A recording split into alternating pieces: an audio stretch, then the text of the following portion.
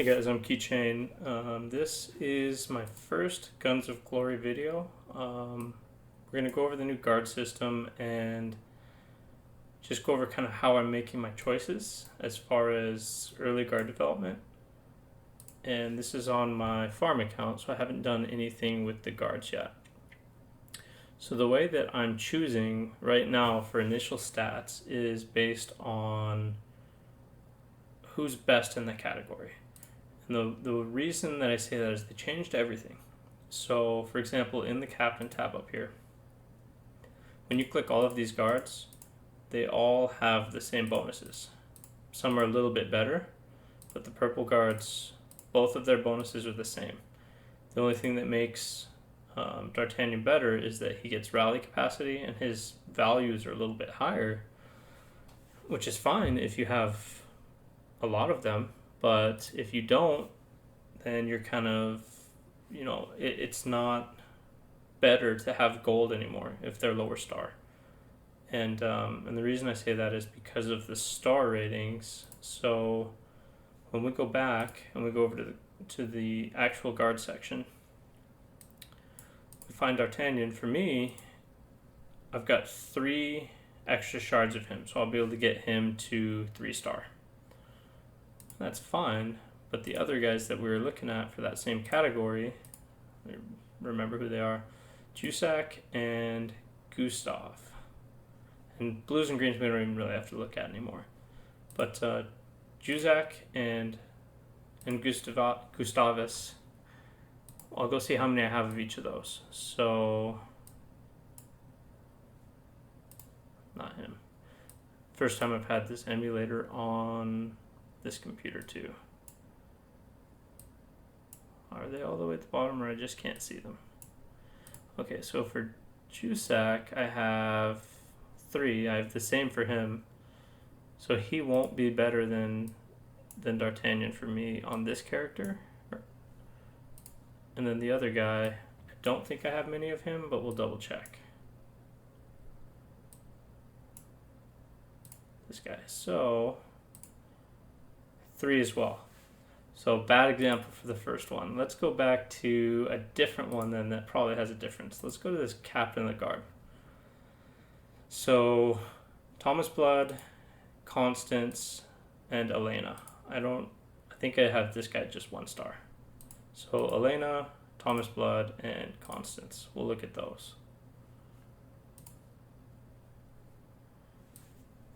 So on this account, my Thomas Blood, I've got 3.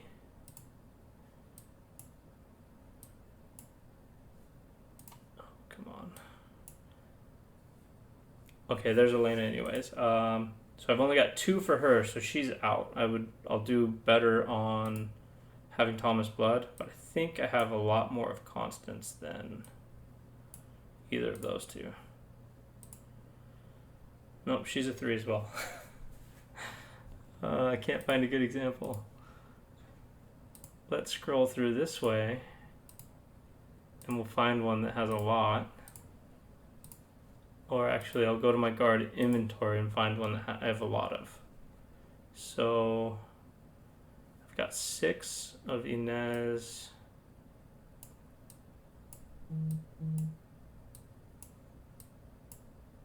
I don't have an overwhelming amount on any of these characters, so it's not going to be great for examples, but I guess let's do Inez over here, because I will need her and I will need to appoint her just for her PvE bonuses, her building capacity and that type of stuff. So selecting her, when you increase their star level, it increases their appointment benefits by a percentage and their attributes. So you want to pick a guard that you can have the highest star. So if it was the difference between having a 4-star gold and a 5-star purple, well, I'm going to choose the 5-star purple because I get more attribute points for them and I get to do more with their appointing them. And the gold guards won't be better until they're equivalent star level. So if there's a difference between a 5-star gold and a 5-star purple, the gold is better. The other thing that you have to take into account when you're upgrading your characters is their skills. All of these new skills have different things on them. So for her, for example, they gave her a bunch of combat abilities so that she's not just wasted.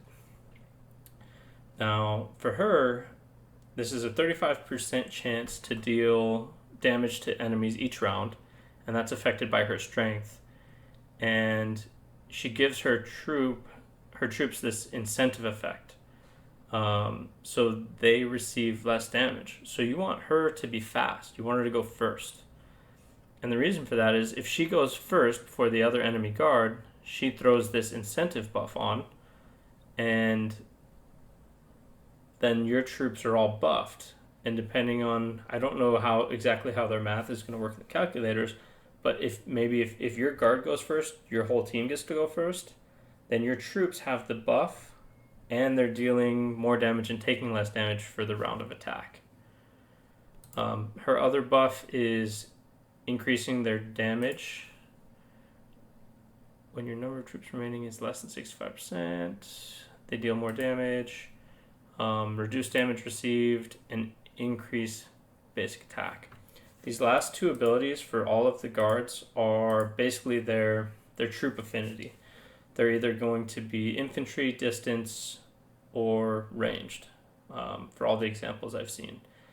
And the reason that's significant is not in this patch, but in a future patch, they said that single troop types in a march will be the way to go. So, for example, cavalry beats infantry, and then infantry beats distance, and distance beats cavalry, or whatever their triangle they set up. And they don't know how artillery is going to fit into it yet.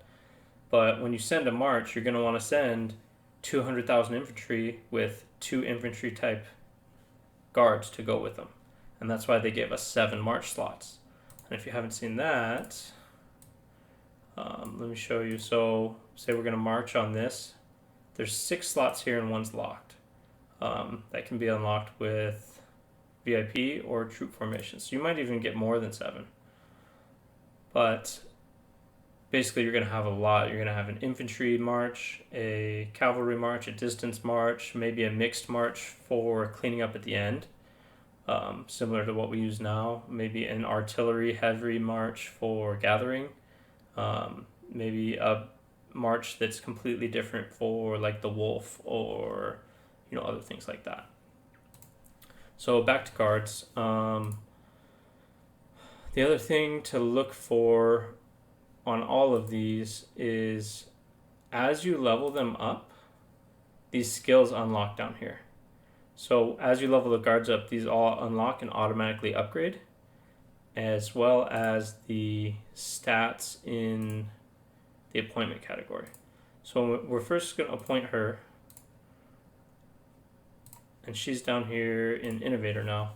When she first gets appointed, she's only got one thing unlocked. We're going to level her up, and all of them are going to unlock as we go. The other nice thing is they made upgrading quicker. So when you hit the upgrade button, it'll automatically use one of the 20,000 buffs, and as you get higher, it'll use enough of them to level the character up. So as you get higher, you'll see that it'll start using 2. So right now it's 12,534. It needs 2 to take it to level 18, so it's going to use 2 of them. And same thing here, it'll use 2 of them. And then as you get higher, you just click upgrade, and it'll upgrade them to the next level. And it'll do the math for you, and you don't have to spam the button or hold it anymore for it to level up. I think I'm just going to take her up to maybe level 40 for now. I haven't done the spreadsheet on this account to make sure that I don't burn through all of my experience on a couple of characters. Although if I'm going to do one on this account, I think that she would be the good choice because this is a farm account. And I want these extra reduction in silver and iron and food requirements, and the healing speed doesn't really matter to me here. This is the one that matters a lot, is the blessing, the extra construction speed. So I'll just keep upgrading her a few times, and then I'll show you guys how to unlock the extra abilities. And the smart way to do that is going to be from the same category, at least the way I see it. So let's go to 45 with her, and then I'll stop for now. So now we're going to scroll back to the other thing you can do on every character. The bio has a free recruit of a dummy guard that you can use for an ability. So back to these abilities. For her, when I unlock abilities, I need to pick someone who I'm not going to use in this category. And the way that I'm choosing that is I go to the innovator category and I see these other ones that I'm not going to use over her. Since their abilities are all the same now, both Voltaire and Galileo, I'm not going to use them for anything else. I can double check to make sure that they're not amazing in combat, but I think for the most part, I won't be using them. So they're going to get their shards used for other things. So he has chance to dealing damage, increased intelligence of your own guards, chance to dodge. I haven't seen that before. That could be an interesting mechanic, but we don't know how strong it is yet. Damage to enemy troops infected by intelligence. So he's an intelligence-based hero. Infantry has a critical chance and basic attack. So he actually might be pretty good. To have dodge and crit chance, it seems like it might be a really good combo. So I may need to actually level him up, depending on other guards. So there's probably going to be a tier list that comes out. I don't think I'll be doing a tier list. Maybe I will, where I rank all of the best infantry guards by what I think are the best abilities. I could probably do a tier list and sort that out. But it's always strong on opinion, and you don't know what's good yet. So the other one was Galileo. We'll look at him and see how he is in combat. Maybe I'll use his shards to upgrade Inez's abilities. So here he is. He is a cavalry-based hero. So he's got increased cavalry damage and health and defense.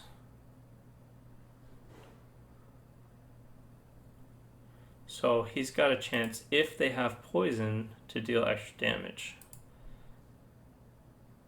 So he doesn't have poison himself, but that's an extra layer of kind of strategy. So what I mean by that is, if you put him in a march with a poisoner and you make the poisoner 1 speed faster than Galileo, your poisoner goes first, applies poison to the army, he comes in second, and because they're poisoned with this ability here, he does additional damage equal to 9.8%. So things like that are small, but they make a big difference, especially if you go first. So I'm also placing a high emphasis on speed as far as the guards go. And we're going to go back to Inez, and for now I'm going to upgrade her abilities using Galileo. I need 4, and I only have 3 right now, so I don't think I'll be taking him up just because I only have 1 of him, so I can't really do anything. There's got to be someone better. So there I would unlock that ability. Here you're going to need 6. Down here I think you need more, and then this last ability, the way you unlock it, or unlock the ability to unlock it, is by increasing your first ability. And we did the math on this earlier, and it was something like 100, and it was like 65,000 of this honor points, whatever they are, for one character, which came out to about 200 something thousand for unlocking a full set of 4 abilities. And you just spam through these and it increases, and it goes up to like 20 something thousand. So now see this one here, I have the ability to unlock now, but it consumes 3 tier S guards. So it's a pricey one, and it's infantry basic attack by 50%, which is significant, but you have to be sure that you're going to use her in combat. Otherwise, it's not worth unlocking this ability. And I'm not going to unlock any more on her for now because I don't know if I'm using her for combat. I think the main reason I'm using her on this farm is for these abilities. Now, the other thing I'm going to do is I want to increase her star as high as it'll go so that I can get the stat points and so that I can get the additional benefits from having her appointed. So got her to 4-star, and now the benefits that she has from being appointed. This is a mess right here. It's hard to see, but see this, the green, the additional here, that's from her star level. So it's the construction is 2.4 million plus another almost 360,000. So it brings it close to 3 million food reduction. And then what else do I have to share on these guards? You have to re-equip all your weapons. Do that if you have them. But yeah, for me, for each category, I'm just going to go through and choose the guard that I can get the highest star and that I can get the most benefit out of immediately. And then I can work on a second, the gold characters as I get more experience in star levels and things like that. I don't know what else to share on these. The guards are really strong. So on my other account, my main account, previously I was killing level 26 thralls, and I was doing it with about 120 to 150 seriously injured troops. Those are troops that you need to heal in the hospital. I maxed out one guard and put him in the march, and I was able to kill all the way up to a level 29 thrall with 0 hospitalized troops, 0 weakened troops, like no losses. And then I was able to kill a rank 30 thrall with, I think, 19 getting wounded and 1 going to the hospital or something ridiculous. So the guards they're really strong. I would find at first to max out, find the 2 infantry heroes or the 2 infantry guards that you like the most and max them out, and then the 2 distance that you like and max them out, and the 2 cavalry, etc. And just get those maxed so that if this patch comes sooner than we think, that you have some maxed out marches ready to go. Or you could do it even depending on how much abilities you have. So get them all to level 50, and then get them all to level 55, and then 56 or 57 depending on whatever you can do. I think that's really about it for this video.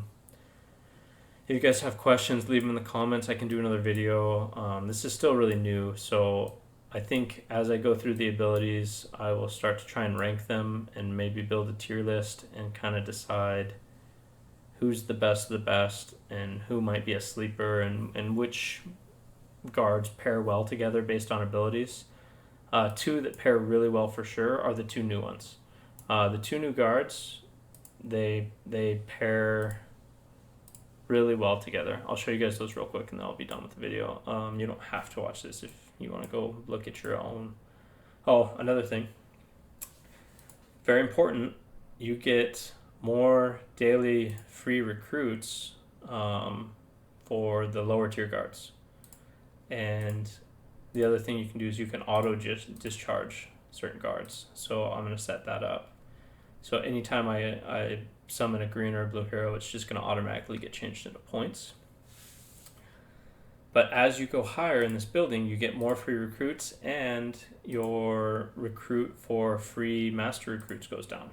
So I'm down here at 17. I'm going to need to increase this building. But so right now I get a free master recruit every 1 day and 8 hours. But as you get higher, start getting up into this tier 40, it's less than a day. And then you get up to 10 free normal recruits a day, which is nice. So let me show you those other two guards real quick. And that would be in recruit, and hit this little exclamation point and it'll show you. So the thing about these guys that stacks is he has a 50% chance of dealing troops, blah, blah, blah. Where's the one where...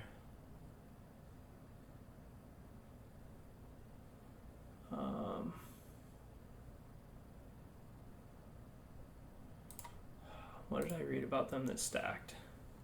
There's a chance to bleed. So she has a chance to cause bleeding, and then something in his ability did more damage based on if they were bleeding. I swear I saw that earlier.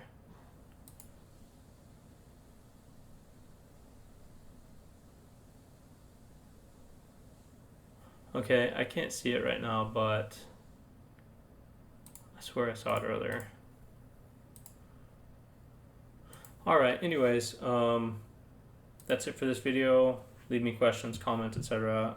Hit me up on Discord. We will get all the questions answered and figured out. Thanks, guys.